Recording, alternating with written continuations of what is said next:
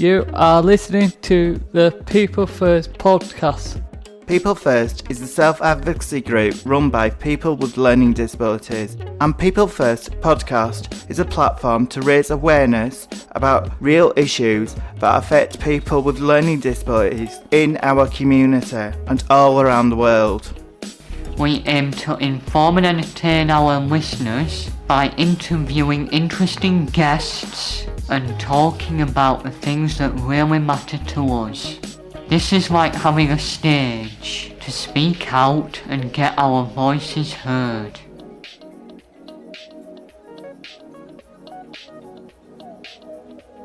On today's podcast, we've been talking to Iain MacBeath, the Director of Health and Wellbeing for Bradford Council. Iain very kindly took the time to answer our questions about health and wellbeing. Due to COVID, we record this interview over Zoom, so please forgive the poor sound quality at times. We will post the links to the website mentioned in the interview on our social media pages. This meeting is being recorded. Thank you for joining us today. At People First Keighley and Craven, we are constantly working to help people in our community improve their health and well-being. So to start things off, we would like to quickly share with you some of the work that we have done over the last year. We have also prepared a few questions for you. Hello. Here are some examples of the work, campaigning and events that we organised and attended last year. We hosted a Cancer Red Flag event where we learnt the early warning signs of cancer. Early detection is very important in the fight against cancer. We hosted some online events. Here are some examples.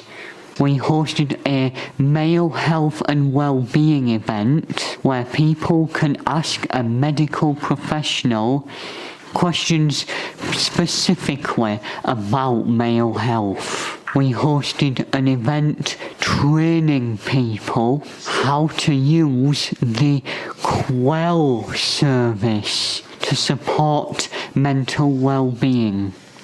We ran an event where people could learn how to use eConsult to manage doctor's appointments. Katrina hosted Wellness Wednesdays, teaching a new wellness technique every week. We hosted a social media accessibility workshop. We spoke to a dentist about oral health. We attended a Q&A with Dr. Tom Ratcliffe. We ran 2 learning holidays where attendees learned how to make their lives healthier and happier. We ran a successful project called Cook and Book. Our attendees learnt how to cook healthy and delicious meals on a budget.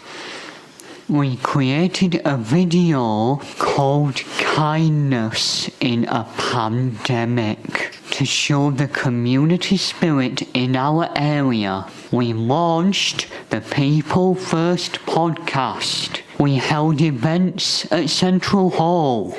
Our hospital passport event taught people how to create a hospital passport that contains vital information that you will need if you go to hospital. Annual health check and COVID vaccinations were available at our drop-in event. We were nominated as Everyday Heroes in the Happy News. And we worked with other organisations like Our Lives Our Way, MenCap and Keighley Healthy Living. These were just a few examples of the health and wellbeing work we did last year. Thanks for watching. That's fantastic. Was that a video? That is so good. Yeah. That is absolutely brilliant. Were you narrating that, Tom? No, it was Luke, who's one of the other podcast members. He's got a very clear narrating voice. It's brilliant. What we all do is we all record it individually and then just decide who sounds best on which bits.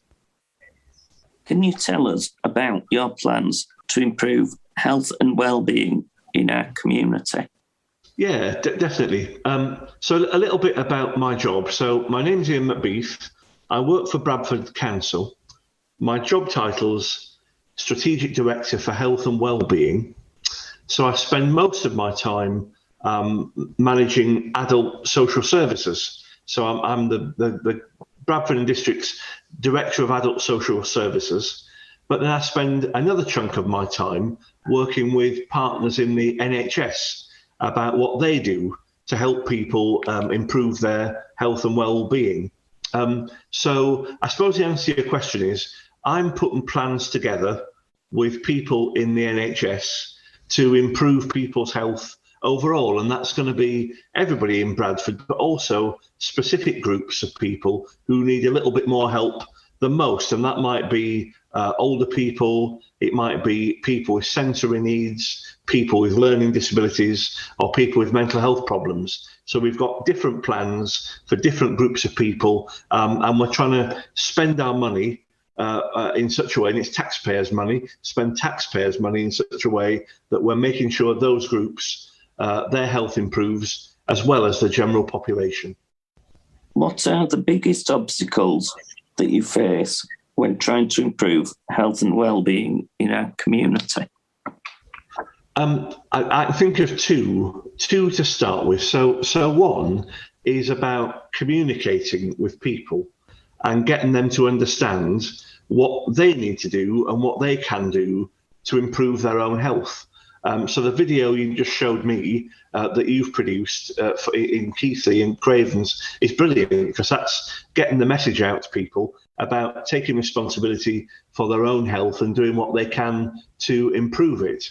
But once we've done that and people are doing as much as they can for themselves, some people still need more assistance to improve their health. And I think one of the barriers is that the NHS and what they do is completely separate to what the council does, and where our budgets are separate and the way that we spend money is separate. So what we're trying to do is join all that together and make sure that if the council runs a programme about healthy living, then the NHS know about it too. And so if a person goes to visit either a professional in the NHS or a professional from the council, both professionals know what each other are doing, and people get the benefit from that project. So it's something about joining up what the NHS and the council does to make sure everyone gets the benefit. What are the biggest causes of poor health in our community? Yeah, so the council and the NHS have got to produce a document every year, and the document's called the Joint Strategic Needs Assessment. And what's in that document is information about the health of people in Bradford and District in Craven. And so if you look at that document, it highlights a number of things where Bradford is less healthy than other places. And number one is around people taking physical exercise, being overweight, and particularly children being overweight in Bradford District and Craven, because we know that leads to more problems in later life. So we're trying to target schemes to get people exercising more, eating more healthily, and improving their health that way, because that will stop problems down the line like diabetes and heart disease and strokes, that sort of thing. So that's one area. Another area in Bradford where we've got slightly higher levels of illness than other places is around mental health.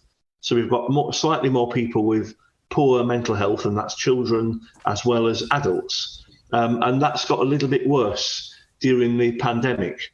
So we're trying to target more money and resources and staff to help people with their mental health. And actually, the teams have come up with a new website that you might know about, and you might be able to tell your listeners about in Bradford to publicise what you can do if you do suffer from depression or anxiety, or you just need a little bit of help from time to time. We've got a new website up and running to help people in that category. What's the name of the website, Ian, please? I knew you were going to ask me that. Sorry. So, the website to help people who are struggling with their mental health is called Healthy Minds. And if you type that into Google, then you'll see it's for Bradford, and you can click on, and there's loads of information and resources and videos on that website. Because one of the websites we promote quite a lot is the Quells, which is a really good one as well. One of the things that, as an organisation, just picking up on the mental health stuff, if I can, one of the things that we've noticed is that people who previously didn't suffer with poor mental health have now developed some mental health support needs. And on occasions over the past few months, we have had issues with some people with support that have gone into crisis. And as in any crisis situation, it tends to happen on a Friday afternoon or evenings and weekends. And one of the things we have spoken about to some other organisations is, because we're not a mental health service, and there's some really good mental health services out there, but it's having maybe some sort of a district-wide flow chart for services like ours, so that we're all signposting to the right teams and to the right, website addresses and that type of thing. Would there be any support from the local authority to do that, set that up? Yeah, definitely. So in mental health and in the NHS, the government are telling the NHS that they've got to put more money into mental health services, because we know there are more and more people that need support. And rather than employ more staff in the NHS, the plan in Bradford is to direct more of that NHS money into the voluntary sector. And so joining things up in the way you're describing, so making sure that all voluntary sector organisations know what each other does and can signpost people when they do have a crisis or have a problem, top of the list really. So we've got people working on that now, and I'll pass on that suggestion, Hannah, to them. That would really help us, because like I said, I have discussed it briefly with colleagues from other organisations, and although we're all trying to do the same thing, we're all doing it differently. Whereas if there was a district-wide process for the voluntary sector that are not mental health services, that would be really useful, I think, so that people don't get missed or, that they're given misinformation. So, thank you. Agreed.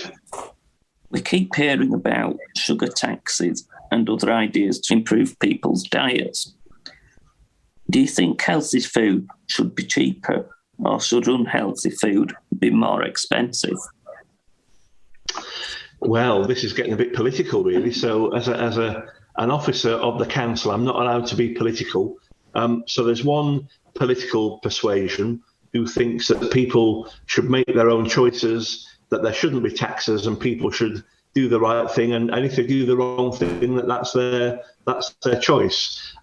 There's another political persuasion who do believe that taxes would work, and unless you make sugary foods or fattening foods more expensive and tax them more, then people will continue to eat them because they are quite nice, aren't they? That's a problem. So if you ask me, I think we need a bit of both. So I think we need to get the labelling on packages better, so that when people are in the supermarket and thinking about buying, maybe it's a ready meal, or maybe it's some cereal, or something that they might not necessarily know is bad for them. Not like chocolate bars and crisps, because people generally know that they're not good for them, but things like ready meals or breakfast cereals, then they should be labelled, and the amount of sugar and the amount of fat and the calories that are in them should be much clearer, so that people make an informed choice when they pick them up and put them in their shopping trolley. One thing I would say is, in the council, we've got a team called Public Health. And what the Public Health team have done is written a document, a report, and it's called the Food Strategy. And it's about how we can persuade people and families to eat more fresh fruit and vegetables and fresh food and cook from fresh rather than buy pre-prepared meals and sort of more convenience foods from the freezer. So we've got a food strategy in Bradford. It even tries to encourage people to grow their own food. So the more we can do to get people thinking about how they can use that food and how cooking for yourself can be cheap. And you gave me an example of that earlier on. People on a budget can still cook relatively healthier. They can freeze the good food that they do cook themselves and eat that over time. Then that's a more healthy option and can be more cost effective. Do you think, can I just, while Tom's getting ready, and do you think there's going to be a correlation between fuel poverty to the people we support over the next few months? Because obviously we know district-wide and nationwide there's a massive issue in terms of fuel poverty, where people are going to food banks but they're asking for things like pot noodles to eat rather than other meals because you can just boil a kettle, you know. And do you think there is going to be an impact for disabled people? Are they going to be more affected by the rise in fuel and the cost of living? Because I know, as I'm sure we all do, is every time I go to the supermarket now it's like, oh my, you know, it's gone up again. You know, and it's everything across the board. So do you think there's going to be a big disparity for disabled people as opposed to the rest of the population? Yeah, I'm afraid I think there probably will be, and that's for a few reasons, really. I mean, people who are have got lower income will spend a higher proportion of their income on food and fuel because inflation is going to go up, and those two things are going to cost more. We're hopeful that fuel, it might not be high cost forever. It might be only for a year, but that year is going to be really difficult for people. So yes, I do think that is going to be the case. And for disabled people, living is more expensive. The cost of getting a taxi or the cost of buying special food or for clothing or whatever it may be, it is more expensive for those people in terms of living expenses than it is for the rest of the population. Of course, they might also have to contribute towards the cost of their care with the council, and the council try to give allowances for some of those extra costs, but for that reason it's more expensive for people as well. So I am worried about that. Again, another piece of work I'm doing for the council is we've got another document, another report called the Anti-Poverty Strategy, and that's trying to think about all the different groups of people in Bradford and who's going to be most affected. And so disabled people is one of those groups. Carers is another one of those groups. People who live in big households with big families, that's another group. And there are others too.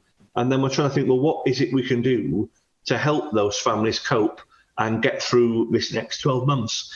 So, for example, the council is going to give a discount on council tax for some groups of people. We're going to look at the allowances around social care charging. We've got various grant schemes available to people. And again, it's like we were saying before, Hannah, it's getting the word out to all the voluntary sector organisations and all the community groups that these things are there. And some things like council tax, we'll just apply that and people will get the benefit. But some things people need to ask us about and apply for them themselves. So getting the word out about what's available and what could give you a bit more money in your pocket over the next 12 months is really important. And that's on my list as well. Brilliant. So these additional support mechanisms that you're talking about, you know, discounts and everything, when are you looking to bring those in? because the hike for fuel starts in April, is it? Yeah, most of them are already here. So, Right. so I've got a list of 26 different schemes. They're not all applicable to everybody, but there are 26 schemes that the council's running to either give people a discount or give them access to a grant or a service like there's a Healthy Homes service, for example, that will put lagging and insulation in your loft, and that should bring down your heating bills. So there are all kinds of different schemes that are targeting different people. The frustrating thing, though, is that fuel poverty or food poverty, it's just poverty. It just means that people haven't got enough money in their pocket to buy what they need to buy, and that's a much bigger issue that the council can't really solve. We need the government to help us with that, and it's about welfare benefits and getting people into employment and education. So we need some help from the government as well. So is there anything that, in terms of support for people who need it, is there anything additional that that Bradford are doing that is not happening nationally? I'd have to look down the list, Hannah, to be honest. I'm not sure if we've got unique things. Certainly the council tax discount that I talked about is not, that's not even West Yorkshire wide. So the politicians really do want to target low-income households. I mean, we know the government want councils to put council tax up by 3% from April, and that's on top of national insurance if you pay national insurance, and on top of all this inflation that we're seeing generally, and food and fuel as well. So that's a big hit to people's pockets. So we know the government have announced a £150 discount for people who live in band A to D properties, so they're smaller properties. But on top of that, Bradford Council's offering a discount as well. So that's one example that where we can and where it's affordable, of course, we'll try to help people who've got less in their pocket. Good to hear Bradford is ahead of the curve on some things. So good news. Sorry, Tom, I'll be quiet now. We have recently heard about a vulnerable adult who really struggled because they went into crisis out of hours. Are there any plans to improve out of hours crisis services for vulnerable adults? Yes, there are. And there are two plans. One is people can phone the council out of hours and they get put through to what's called our emergency duty team. And that runs outside office hours and at weekends. But that team, in my opinion, hasn't got enough people in it. And a lot of what they do is around children. It's a joint children and adults team. And so they get drawn into children and the adults sometimes have to wait. So I want to separate that out and have a team that deals with adults, and we'll have a team that deals with children, and we'll have the right number of staff in that team to take the number of calls that we get. But the other thing is the health service, the NHS, have also got a crisis helpline at night, particularly for people who've got mental health problems and have a crisis. They've got crisis teams too, and they're not joined up. And I think we could do more to join those up, and perhaps social workers could respond to one type of call and NHS professionals could respond to another. So we've got a plan to join up that offer out of hours, and then people will get the help and support they need, rather than the help and support that's available on the phone line that they happen to have phoned, which is what happens now. Can I come in, Tom? Because I did briefly raise this with the Safeguarding Voice meeting in, but the issues that has come out of this is, because as Chief Officer it falls to my role as Safeguarding Lead, I have supported a couple of people to access out of our support, and I know everybody works incredibly hard and they're doing the best they can, but it was inadequate at best, that you could call it. So one person who disclosed information was put into a hotel over the weekend completely on their own, very vulnerable person, because there was nowhere else for that person to be. Another person, when I spoke to out of hours and they gave me a contact number for somewhere to ring because they needed a place of safety. And when I rang that place up, it was it was a hostel in Bradford, and actually the people there said to me, the person I was referring would be better off going home, going back to the situation they wanted to come out of, because it was safer there than what they would have been going into a hostel that supports people with drug and alcohol abuse, because they would be preyed on. So that to have that as your alternative, either go back to the environment that you're trying to get away from, an abusive environment, or go to a hostel where you're going to be preyed on. You know, that's not good in anybody's... No, I'm disturbed to hear it, really, Hannah. If anything, that's a safeguarding referral on its own. I mean, I don't know if you want to give me the details of that, because I want to know why that was the best decision that we could make. At the time, I'm worried about that. Yeah, I can do it out of the meeting, because obviously Lovely. it's confidentiality. Yes. It's the things there. But yeah, so there were the options for the person. And yeah, everybody felt their hands were tied, you know. Yes. But yeah, so but it's a worry, you know. It is, and I think it's almost a symptom of the sort of austerity cuts that we've seen, because what we don't have are empty places that are fully staffed where people can go in an emergency. We just don't have them, because we haven't got enough care workers to deal with people where they currently live. So we need places where maybe we can call upon a home care agency or a personal assistant to help people in emergencies, and we don't have that sort of safety net service in Bradford. I mean, we could even look at moving people to an alternative care provider for a short while where there are care staff. So they're the options we ought to be exploring. I'll look into that case if you send me the details through. Oh, yeah, well, and I think George and I discussed this previously around, you know, talk about picking up on what you were just saying there about possibility of having sort of a bit similar to a short-term foster placement, you know, for adults with learning disabilities. That would be more appropriate. Absolutely. Other parts of the country have got a scheme called Shared Lives Plus, and they're families who've got a spare bedroom and are prepared to take people in and become part of the family, either permanently or for a short time to get them over whatever problems they're in. So we need to expand that here. Yeah. That sounds... I do think there's definitely something additional needs to be in place to support people, you know. Safety net. Something definitely safety net for people. So like I say, unfortunately, it always happens late Friday afternoon or at weekends, because a lot of crisis, that's when it builds, isn't it, over the weekend and things like that. So, sorry, Tom, again. You won't invite me in again. We hear a lot about levelling up recently. How do you think the government can help level up health and wellbeing in our area?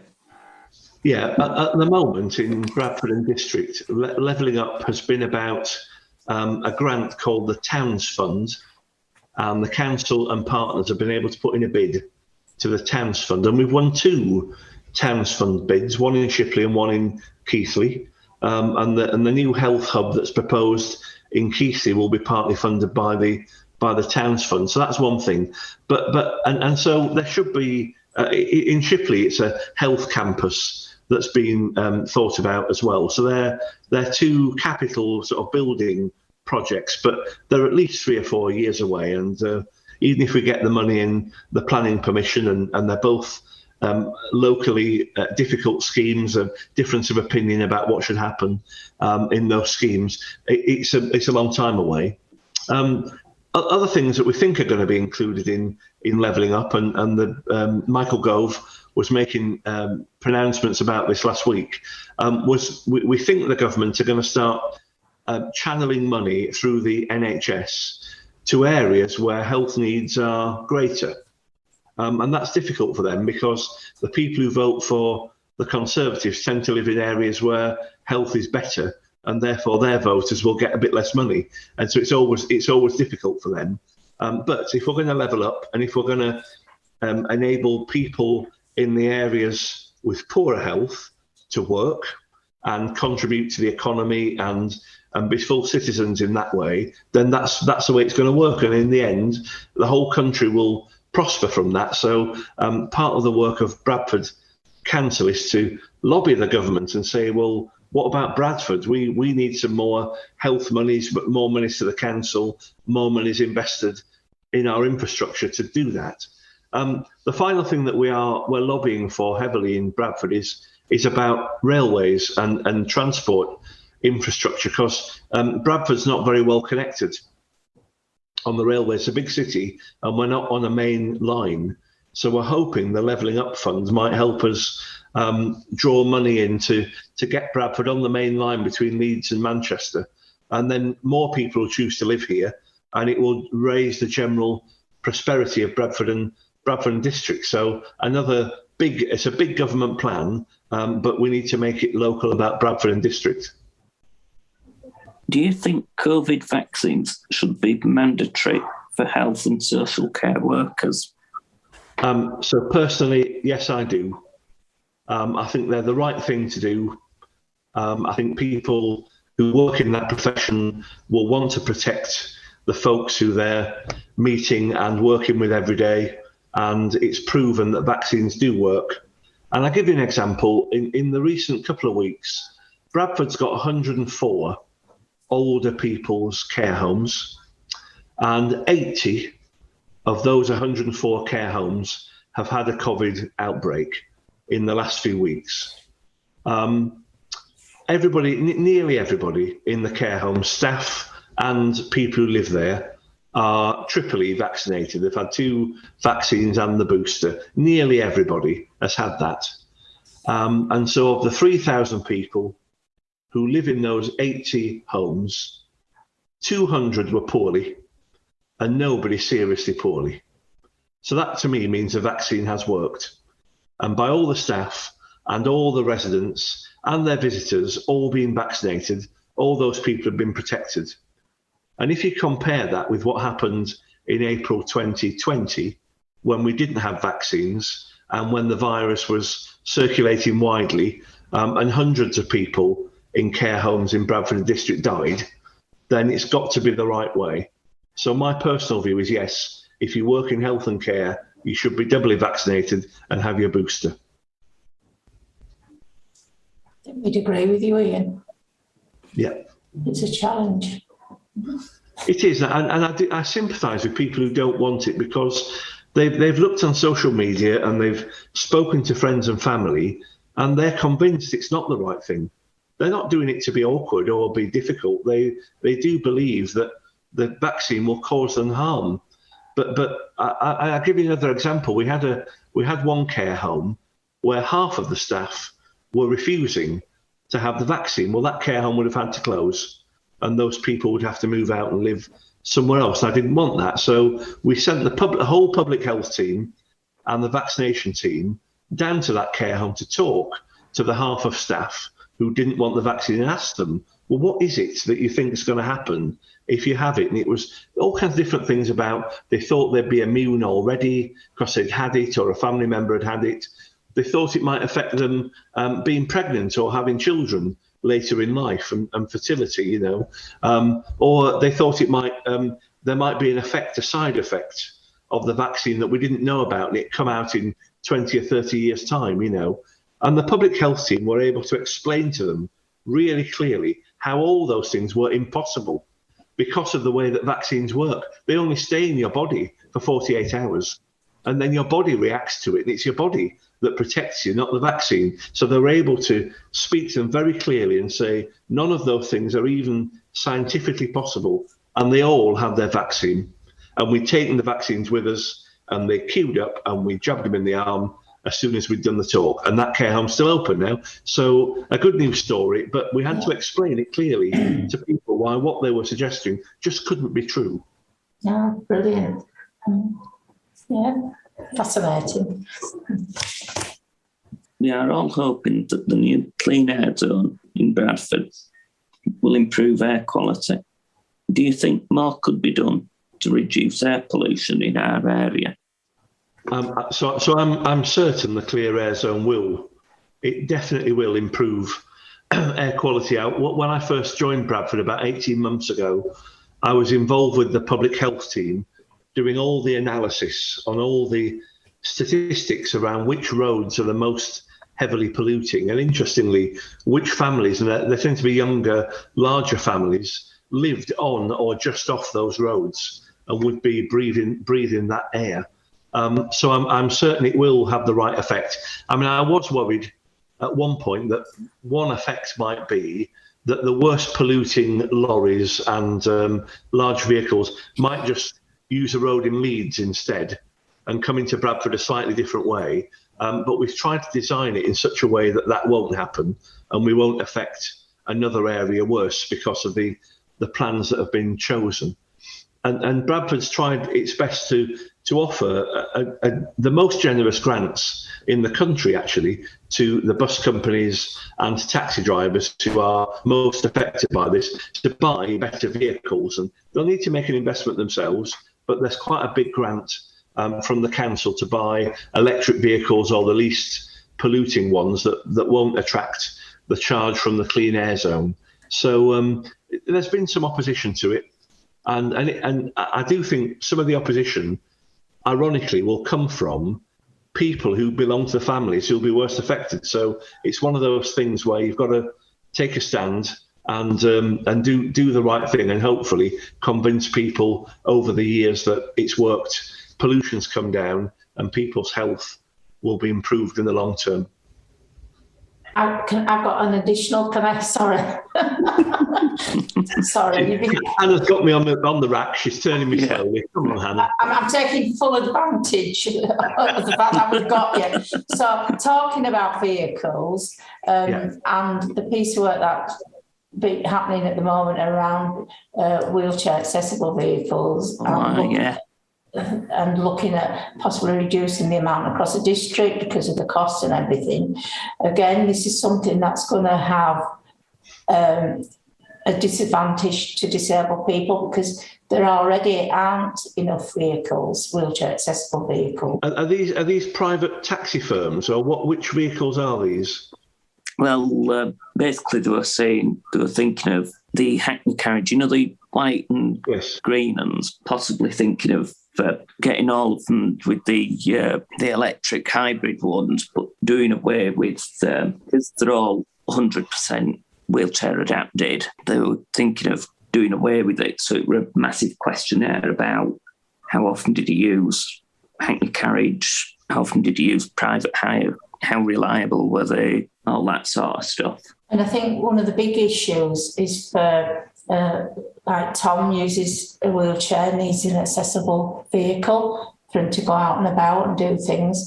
But for a lot of the cab companies prefer to have contracts with schools or hospitals.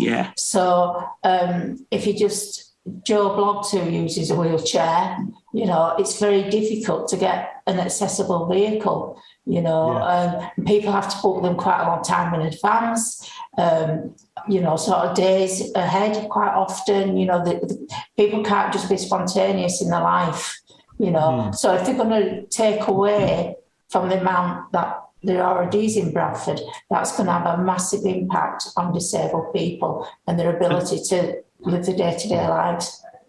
And do you both think this is related to the clean air zone, or is it just a separate thing about taxi driving? Well, it lots to do with the clean air zone because a bit of info before they actually went into the questionnaire. You were saying that the questionnaire was in order because the actual electric ones were less pollution and that because of the green air zone. Right. And then I think that you're right, Tom. The clean air zone was referenced in that information, but also they were talking about because a lot of the vehicles are older, and people don't want, drivers don't want to incur the cost of having to have updated models that are accessible because there is a price attached to that.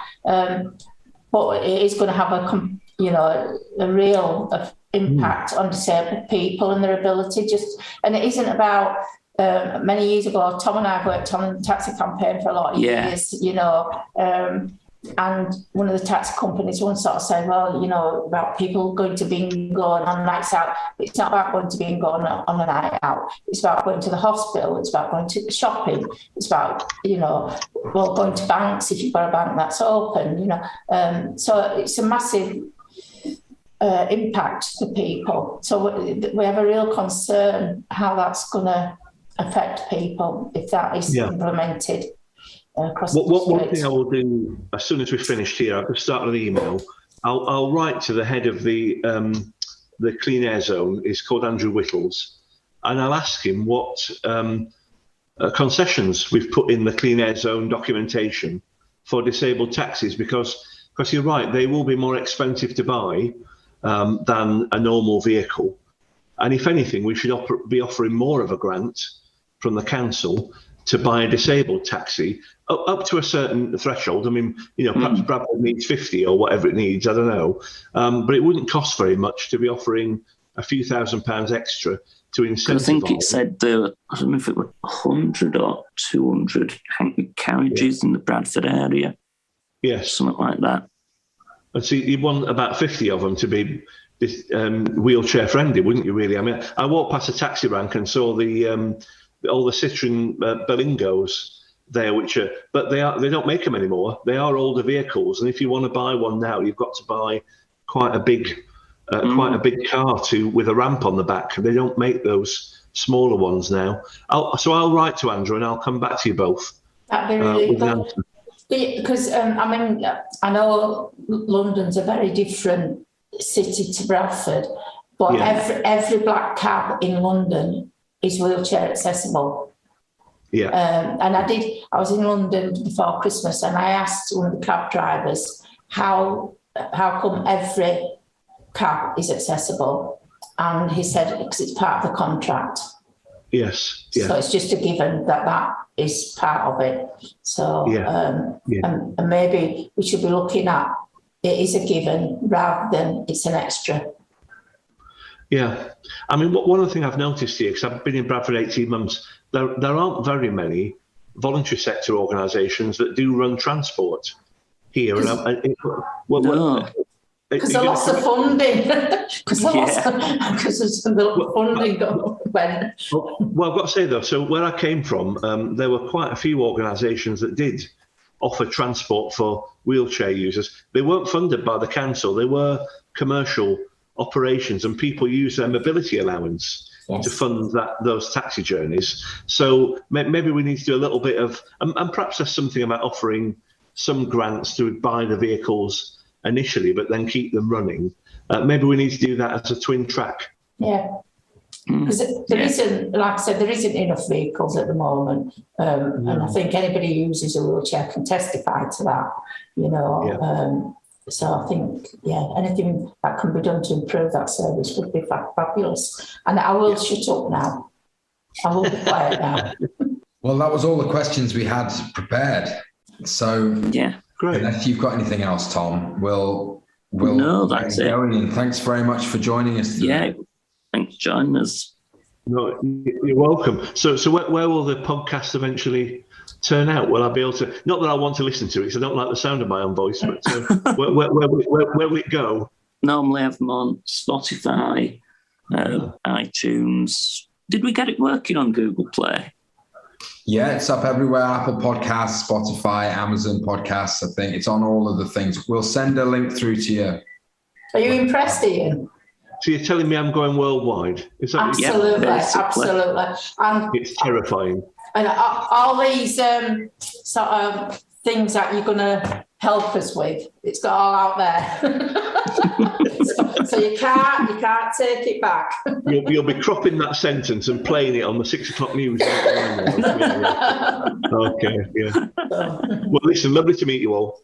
And I will follow up on those things that I've promised. I've got Tom's email address, so maybe I've probably got yours as well, Hannah.